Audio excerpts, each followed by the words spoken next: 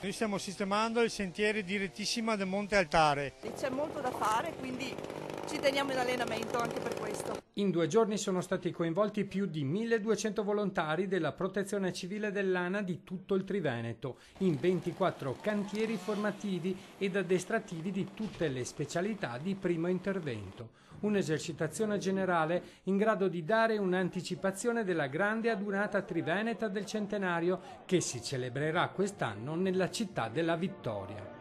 La cerimonia è iniziata con l'alzabandiera e l'inno nazionale e con l'emozionante visione dei 10 tricolori issarsi nei pennoni a simboleggiare i 10 comuni coinvolti nelle attività di addestramento e di formazione del personale della Protezione Civile dell'ANA. Avevamo un'aspettativa stimata di 900 volontari.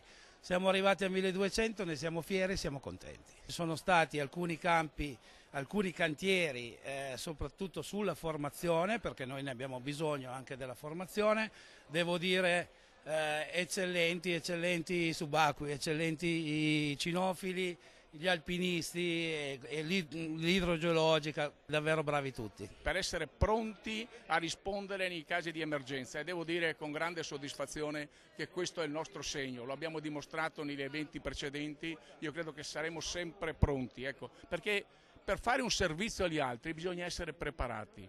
Le penne nere dopo la cerimonia dell'alzabandiera hanno sfilato lungo il percorso che 100 anni fa fecero i soldati che entrarono in città dopo la battaglia del Piave. La sezione vittoriese si prepara ad una adunata in grande stile.